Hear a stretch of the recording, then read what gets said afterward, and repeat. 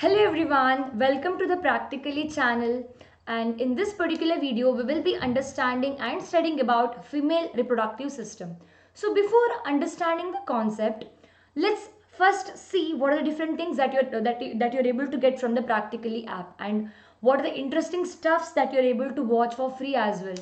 So, in practically, you are able to study from class 6 to 12th grade, and you will be learning in a most interesting manner, that is with the help of visualization and with the help of the 3D models. And students, you all have some of the courses available, including chess, robotics, and so many more. So, if you have to get access to all of this, all you have to do is you have to enroll to these courses, and also you are able to watch the recorded ones if in case if you miss something, right? And these are the different courses that is happening in the summer workshop, that is YouTube Pro, Scratch Programming, Chess, and Robotics, right? Some of which are paid and some of which are free. So it is good if you take the paid subscription or the paid version, because you are able to get access to everything in the app, including visualization, 3D models, and so on. So let's get started. But before that, if in case if you attend all the classes, you are able to win such certain prize and rewards, including iPads, and some of the 6 months practical subscription is also available. So let's get started about human reproduction chapter. So in the previous class we had studied about male reproductive system, right? So based upon that, I'm going to ask you a few questions in the beginning. So the very first question is, Sertoli cells are regulated by the pituitary hormone known as. I repeat once again, Sertoli cells are regulated by the pituitary hormone known as. Can you answer this question quickly? Very simple question. So answer is going to be, Sertoli cells are going to get regulated by follicle stimulating hormone. First of all, what is the Sertoli cell, students? So Sertoli cells are the cells which are going to help in the nourishment of the developing sperm. Okay, so they are regulated by the follicle stimulating hormone, whereas there is a cell called as Leydig cell, also called as interstitial cells. They are regulated by luteinizing hormone. So LH cells will be acting upon Leydig cells for the production of testosterone, right? For the production of testosterone. So this is the importance of these hormones and the I can say different types of cells. So moving for the next question, the function of the secretion of prostate gland is to. So what exactly prostate gland will be doing in the male reproductive system is the question. So option A says inhibit sperm activity, B says attract sperms, C says stimulate sperm activity, D says none of the above. What is the right answer? Very simple question. Answer is going to be, they are going to stimulate the sperm activity. That is, they are also able to produce alkaline, they are going to give alkaline medium for the developing sperm, right? So they are going to help in stimulating the sperm activity. So last question, that is acrosome is a type of. What is acrosome? It's a lysosome, flagellum, ribosome, and it is basal body. So what must be the right answer? What is acrosome? What is its the modification? So can you answer for this particular question in the comment section? Yeah. So I'll be considering this as a homework question. Okay. So students, let's begin today's class. That is human reproduction class 2, female reproductive system. So in the female reproductive system, first of all, we are able to see the female reproductive system in the pelvic region.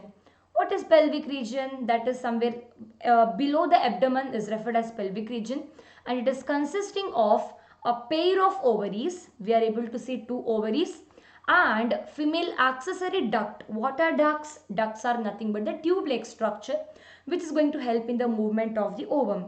Okay, so similar ducts we were also able to see in the male reproductive system, which had vas deferens, vas erecta, and vas efferentia, epididymis, and all these things. So similarly, we have in the females, accessory ducts. Those are oviducts, a pair of oviducts, also called as fallopian tube, a uterus, cervix, and vagina. And then we have external genitalia. External means outside. Genitalia is the genetic, I can say, reproductive part. So external genitalia also we are able to find. And then a pair of mammary gland, that is two mammary glands we are able to find. Okay, so sometimes vagina will be in some books they also placed vagina here under external genitalia. Okay, so at that time they will ignore vagina under accessory ducts. So in different books different things have been written, so you can consider external genitalia is vagina. Okay, moving further, now let's understand each and every important parts of the female reproductive system. We will be understanding in further detail. So starting with the ovary. So in a very simple manner, if you want to understand, ovary has got two parts. One is cortex and medulla. Okay, cortex and medulla. Always cortex is the outermost part of any organ. If you consider, even kidney also has cortex and medulla, right? Medulla is the innermost region, okay, which is also having neurovascular structures and all. And in the cortex you are able to see ovarian follicles, or I can say ovum will be developed in the cortex region. Okay, and cuboidal epithelium tissue will be covering this ovary, and we will be understanding little more about it. That is, ovary are referred as primary reproductive organ. Maybe the reason is they are able to produce ovum, and also they are able to produce certain hormones like estrogen, okay, which is a steroidal hormone. So we are able to find ovary in the lower abdomen. On each side of the lower abdomen we are able to see the ovary, a pair of ovary we have, right? And this ovary is covered by thin epithelium which will be enclosing the ovarian stroma. Okay, so whole ovarian stroma is covered by a very thin epithelium in the ovary. So also have told you already about the cortex and medulla region of the ovary, so I hope I need not repeat this again. Now let's understand the ducts, the different types of ducts, the different types of tube-like structures that we get to see in the female reproductive system. We will be understanding in further detail. So ovary, you all have understood what and all it is made up of. Cortex, medulla, covered by thin epithelium. And what is their function? They are able to produce ovum, and they are able to synthesize the hormone estrogen. So after ovary we are supposed to discuss about accessory duct, female accessory duct. The very first important accessory duct is oviduct, also called as fallopian tube. Okay, so this fallopian tube is made up of four parts, that is fimbriae, infundibulum, ampulla, isthmus.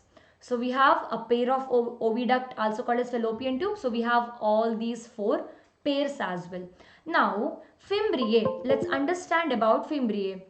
Fimbriae, as the image you are able to see, they are a finger like projection, and the infundibulum is a funnel like structure, and then you get to see ampulla and isthmus. So oviduct is of 10 to 12 centimeter in length, and they will be extending from the periphery, from the sides of the ovary, and the part closer to the ovary is funnel shaped. So as I have told you, fimbriae is nothing but the finger like projections that is located in the edges of the fallopian tube, and also this fimbriae will be leading to the infundibulum, which is a funnel like structured part that you get to see in the oviduct, and then you are able to find ampulla, isthmus. So what is the function of this fimbriae? Why this finger like projections you should be able to see here?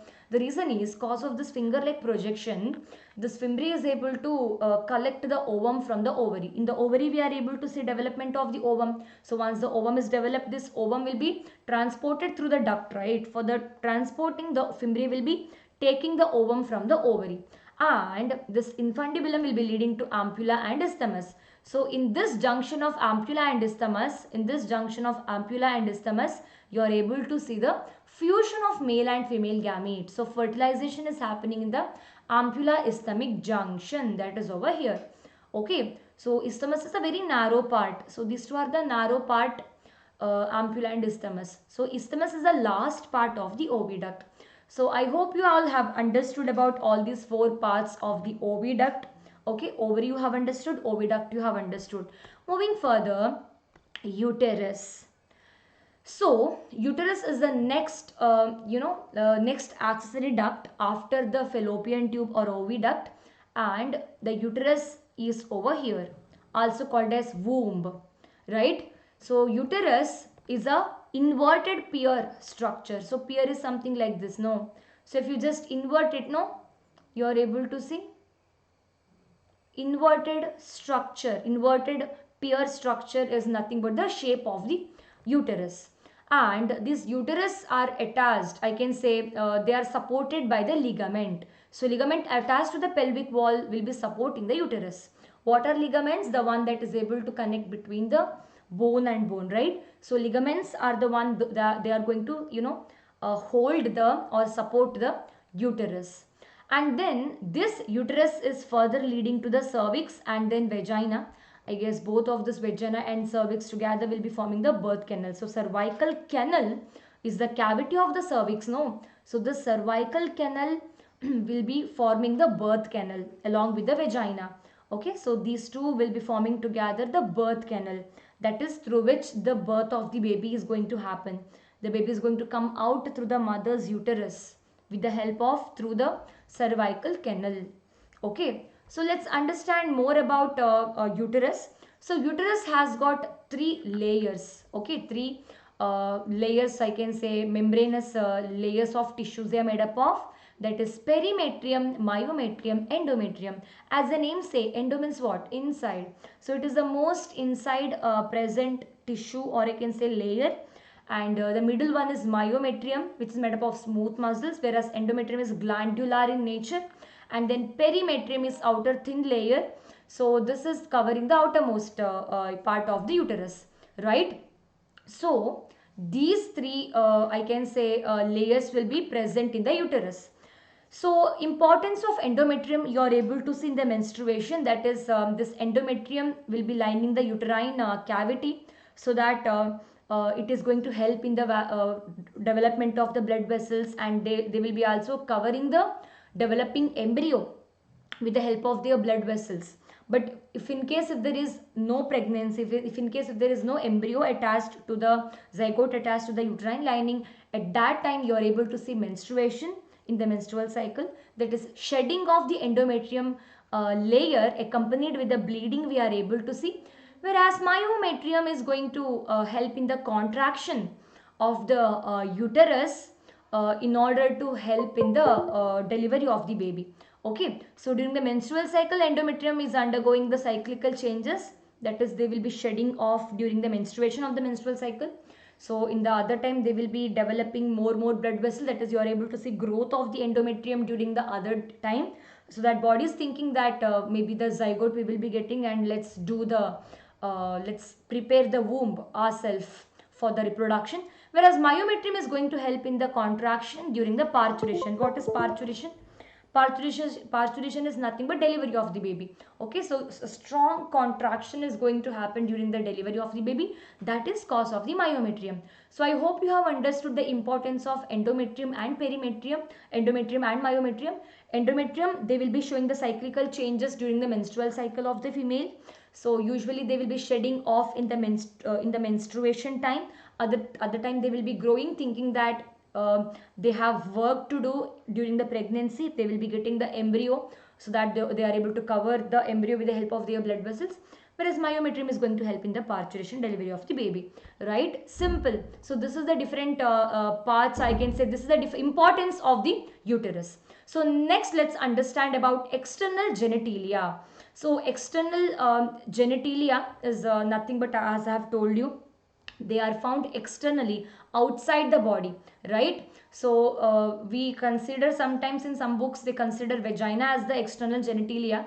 Okay, but sometimes this external genitalia, I can say vagina, we are also will be placing sometimes in the duct, under duct as well. Okay, but according to NCERT, they have kept vagina under external genitalia. So ducts we have already understood, which are the different types of ducts we just saw now: fallopian tube, uterus, cervix, right? So these are the ducts we just saw. Whereas external genitalia, we will be considering vagina, under which we are able to see mons pubis, labia majora, labia minora, hymen and clitoris. Don't worry, there are little difficult names, I do understand, but let's understand about all of these things further in detail. So in the female reproductive system, that is in the external genitalia, externally you are able to see certain things. So those are external genitalia, right? So if you just see from the outside of the female individual, so the outermost external genitalia that you're able to see is mons pubis. Mons pubis. So are you able to see over here mons pubis? Okay, so on mons pubis you are able to see lot of hairs as well. So they are made up of cushion of fatty tissue and they are covered by the skin and the pubic hair. Okay, this is the mons pubis over here, covered by the skin and hair, and it is made up of the fatty cushion of the fatty tissue they are made up of. So they are found externally outside the body, okay, in the female individual. And then is labia majora, that is just inside the mons pubis, in the place wherever there is hair, just inside them you are able to see labia majora. This one is labia majora. This one is labia majora. Now what is the importance of labia majora? So labia majora is nothing but the fold of tissue. They are also externally found from the mons pubis and they are the surrounding of this vaginal opening. And then just under the labia majora you are able to see the paired tissue folding called as labia minora, okay, which is also similar but which is little small. That's why the name is labia minora. Major is a little bigger one, labia minora is a smaller one, right? So this is labia minora. Which one? This one. This one is labia minora. This is labia majora. Okay. So interior to labia minora you are able to see hymen.